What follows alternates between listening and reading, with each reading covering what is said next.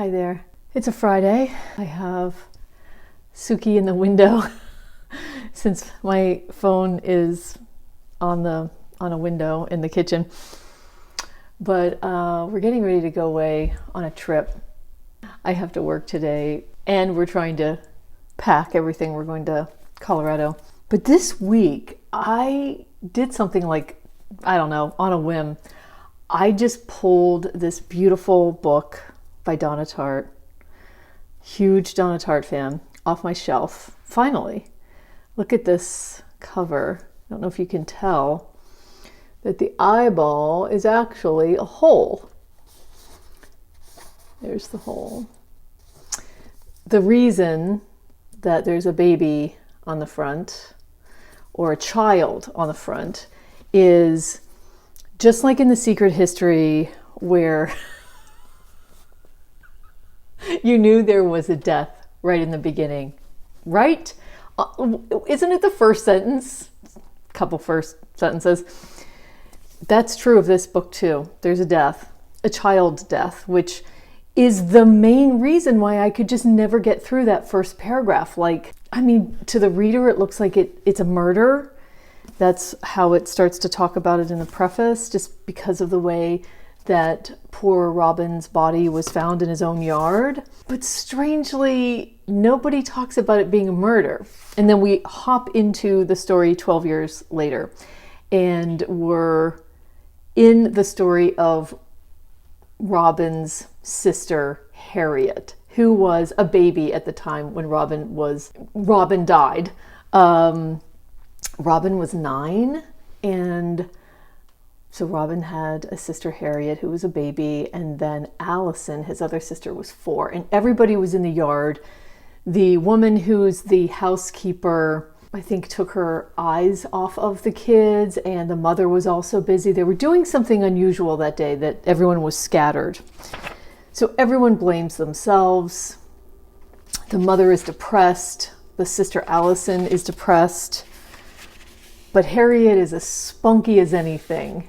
This is a book about Harriet. And Harriet, to me, just in these first 100 pages, is such a heroine. Like, to me, she is like, if anybody gets this reference, a cross between like Pippi Longstocking and a young mystery solver, like a modern Nancy Drew.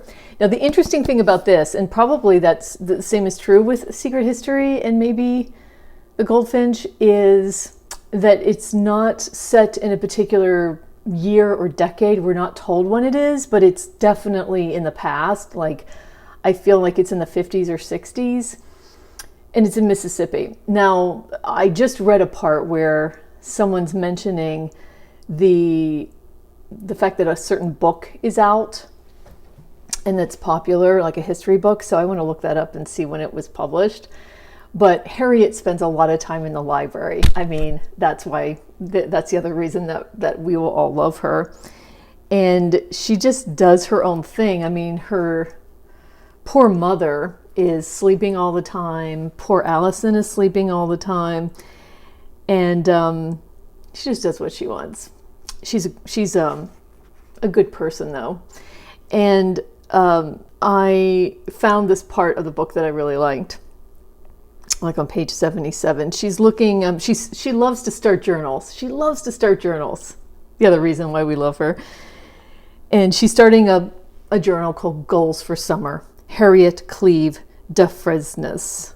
I'm not saying her last name right. Restlessly, she stared at the page.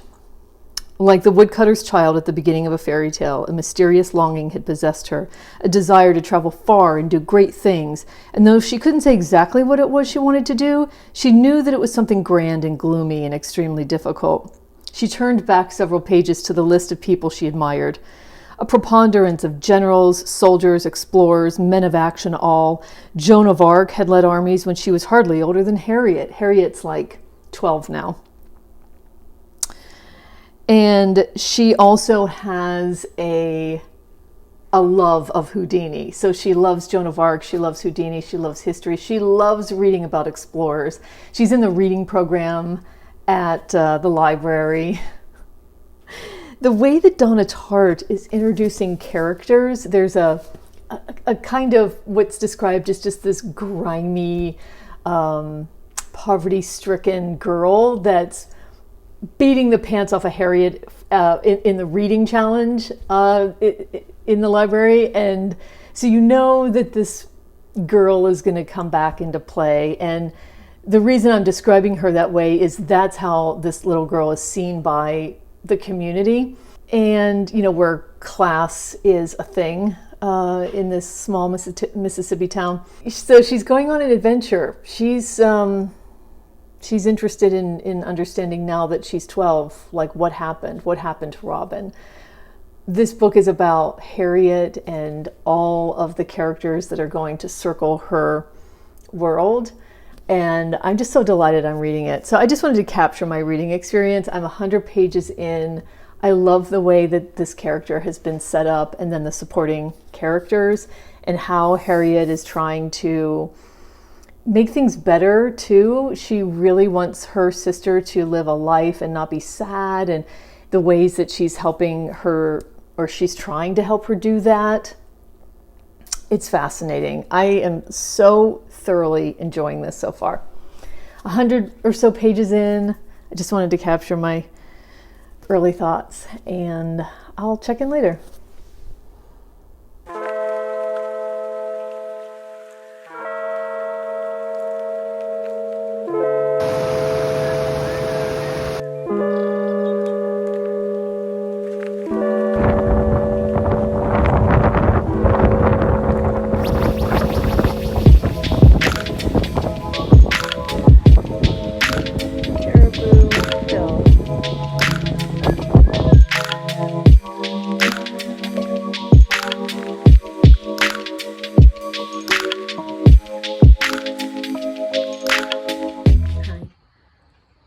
Quick reading update from our Airbnb. I was sitting outside. It's so pretty. I took some video of this little backyard, but the neighbor just let out their dog, and the dog is barking because he or she knows I'm back here, even though there's a fence. So it was just too hard to film. Quick update. All right, I finished Sweet Days of Discipline last night. I've been reading it the whole time we're here. We have 2 days left, full days left before we leave, and I'm glad I'm done with it. I didn't like being in this story. I did it first, but then probably more thoughts on this later. It's a boarding school novel, unnamed narrator, I think. She's obsessed with a student named Frederic. And I mean, I liked hearing, I don't know. There are some lines that I marked that I might remember to film that I can't look at right now because I'm holding the phone. Then an update on the little friend. I did bring this chunkster with me. I'm almost I'm at 180, page 187, and I'm just in that part of the story that, so Harriet, the one of the siblings, surviving siblings after her brother Robin is found dead in her yard when he was 9. This happens, you know, this first sentence of the book. Weird circumstances in terms of how he was found. I'm not going to talk about that part, but she's now, it's 12 years later, she's 12 or 13. She's out to solve this mystery. This is taking place in a small town in Mississippi, and which is Donna Tartt's home state, I think I read. And now, so she has her best friend, Helly, this boy that she's grown up with. And now some weird characters. We've been introduced to some weird characters, some shady characters, like some evangelical young men who are fake snake handlers, pretending like the spirit is preventing them from getting bit. So we've been introduced to this group who's training with snakes, and so snakes do become a part of Harriet's plan to catch the bad guys somehow. But then just as I was leaving off, we also get introduced to at least one person who started a meth lab in a trailer or a house or something. So I don't know. I'm reading this at night after we've been out in the mountains doing things, so I'm tired. Maybe that's affecting my enjoyment or my motivation right now. I feel like I'm getting bogged down. And also, I have forgotten that I generally don't like child narrators, but then I was fine with the goldfinch. So sometimes I do, sometimes I don't. This is what I know so far. I don't know. I picked up that Rachel Cusk at the Boulder bookstore, so I might dip into that tonight and then read a couple pages of this. I don't know. I don't read very much here, so we'll see. Just wanted to give you an update. Bye.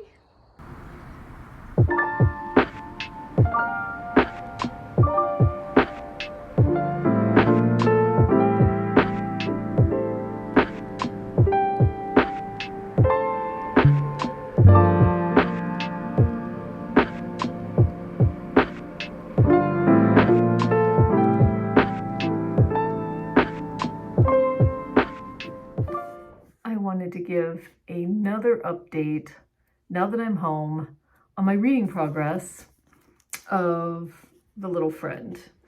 A really quick update for now. I know I'm going to read more of this later today. I am up to page 323 with The Little Friend. Harriet is on the case. She is trying to solve the mystery of her brother's death. The last time I checked in, I think I was just getting frustrated by the introduction of some characters and other other young people in the town and kids. And there were just like so many at the same time. And I was tired being on a trip to Colorado. I kept reading it when I got home, and then it just, I don't know, my brain was different. I had more capacity, and the additional characters are still a little confusing because there's a lot of them. In other words, like referencing back to the fake snake charmers and like the evangelical snake charmers, they're trying to put on that they have influence over snakes. And then there was some mention of a meth lab, and I was just getting confused. I'm still a little confused about who's doing all these things, but I'm getting a little more clear. And the story did focus back on Harriet and her friend Helly and just some family dynamics. So, and more interaction between Harriet and her mother's sisters, because her mother is unfortunately just dysfunctional since her brother died. So I'm enjoying it more now.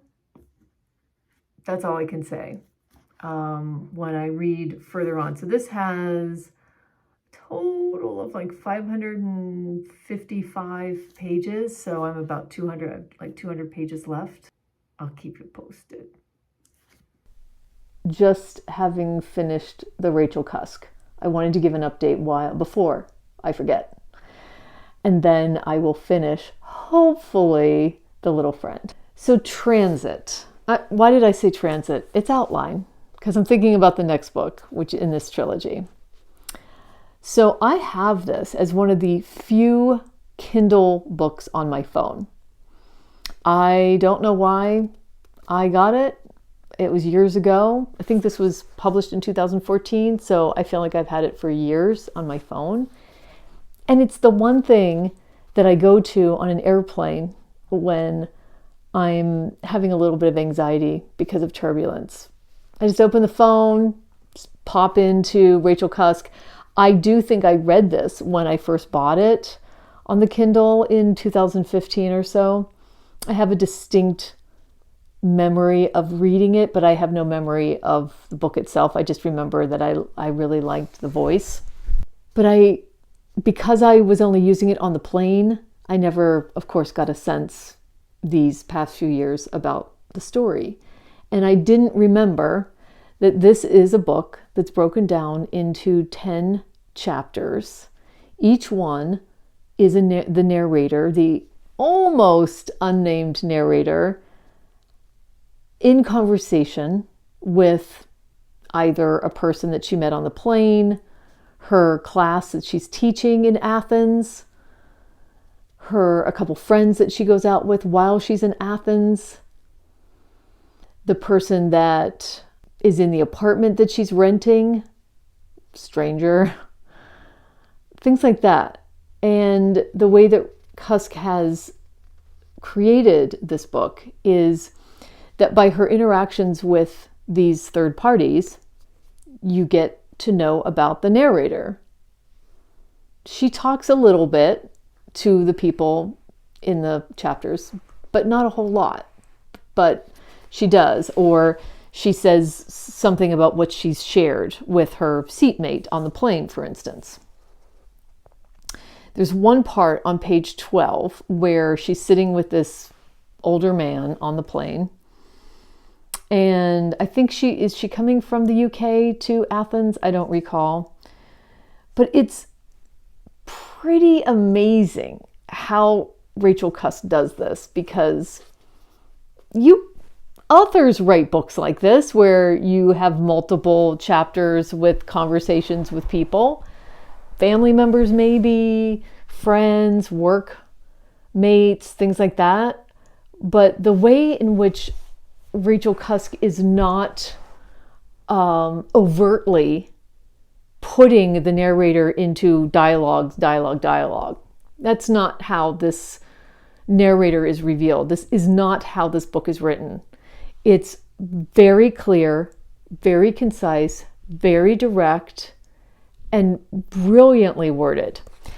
I'll give you an example. On page 12, she's in the plane with her older guy seatmate. He's talking to her about his life. I don't recall why that conversation starts. And she's sharing with us this stuff, this life story, multiple wives that he's had. And then he says, I said in response to his question, to give the reasons why the marriage had ended, among other things, a marriage is a system of belief, a story. And though it manifests itself in things that are real enough, the impulse that drives it is ultimately mysterious. What was real in the end was the loss of the house, which had become the geographical location for things that had gone absent, and which represented, I suppose, the hope that they might one day return. To move from the house was to declare in a way that we had stopped waiting. We could no longer be found at the usual number, the usual address. The way that she constructs those sentences, the way that we're all of a sudden hearing about the guy, hearing about his story, we're getting a little bit about his appearance, and then the next sentence it was impossible, I said in response to his question, to give the reasons why the marriage had ended. We don't know that he asked that question, but we do now. And from about 4 sentences, we understand that she's separated at least. The marriage has ended, we know that. And that she's given up her house. That's economy. But it's economy, but you get value. It's crazy. It's crazy. What else did I want to talk about? One of the scenes near the end of the book where by the end of the book, you can imagine the narrator standing there with these very different from each other adult students. I think most of them are adults, taking this writing class. Oh my God. They're all very different from each other. All the characters. I loved the sparseness, the economy, the really unique way that she wrote this book. And it's because of her talent, that clearly, that she can write a book like this. This is a very unique book. It doesn't feel that way at first. It grew on me though. Maybe some people can see how special it is from the beginning. I'm super happy I picked this up at the Boulder bookstore because I'll remember that. I don't know whether I'm gonna buy the rest of the books. I'm probably just gonna get the next book out of the library, but it's not gonna be right away. It's gonna be probably before the end of the year, but I'm not going to read these back to back. This has really gotten me back into the Rachel Cusk groove. Does it have a plot? No. It's just an experience in Athens. Oh, I said that the narrator is like almost anonymous, but there's one line that's so cool that she drops in a line and uses the narrator's name. I think it's the real estate agent. All right, I'll see you once I've finished The Little Friend. Here we are at the end of The Little Friend. I have to look at the book every time because I just automatically want to say The Brilliant Friend, even though I've never read My Brilliant Friend. I finished this last night. I just gobbled up the last section because it's it's like one of those action thriller scenes from a movie or in a movie. So once you start reading it, you got to just keep going. That's probably the last 80 pages or something. But what do I think? What are my thoughts? I've had I've had some time to reflect. So it's interesting, this one, because it definitely, for me, starts off strong in building characters. And we love that about Donna Tartt's writing. It's in third person. I don't think it's ever not in third person. I hope I'm not wrong about that. Unlike The Secret History that's in first person. It's interesting, though, if you think about Donna Tartt writing this in 2002, it was published, and then 10 years later, The Goldfinch. So this story also has a child protagonist. So in 2002, this is published. It's a child protagonist. It circles around Harriet, the child, who's 12 or 13, wanting to solve the mystery of her brother's death, which was clearly a murder. Interesting how that is it's similar to The Goldfinch. The Goldfinch is where the child protagonist, I don't know, is he 12 or 13? I can't recall, but I'm going to guess that's about right, maybe 13.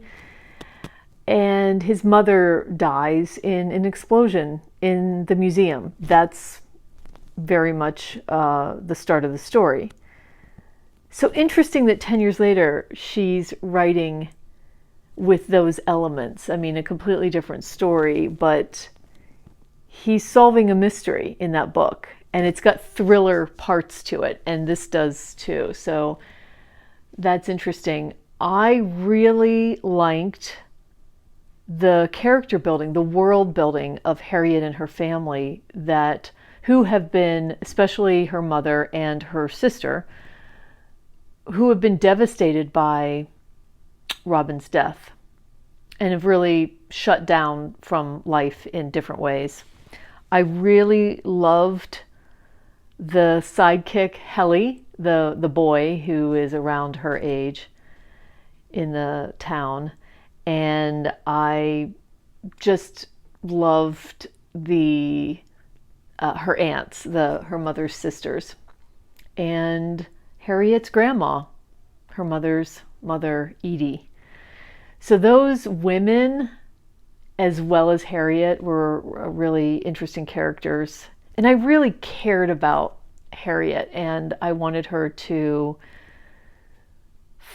solve the mystery. I wanted her to find out who killed Robin. And of course, I'm not going to talk at all about that or the ending, but I liked less the thriller parts of it.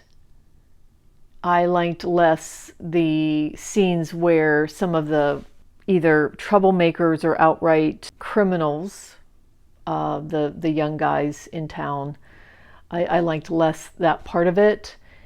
It was interesting that some of those guys, especially Danny Ratcliffe, had been Robin's friend when they were both 9. So that was an interesting element, that Danny Ratcliffe is one of the potential ne'er-do-wells and he was Robin's friend. Interesting, but is there a connection? I don't know. We don't know.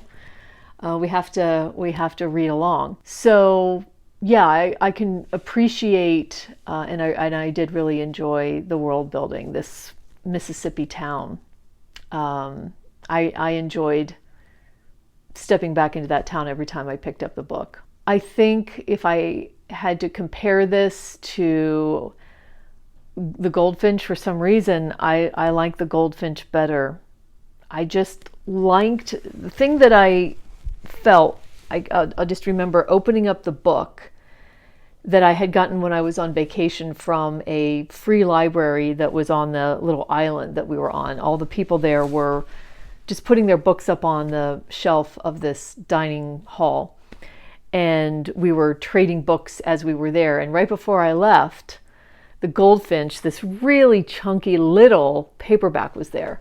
And I picked it up before I left and I read it on our journey back to the airport. Like, I read the first few pages. I don't read on a plane, so I knew I wasn't going to keep reading it. But I just specifically remember how Dickensian that felt.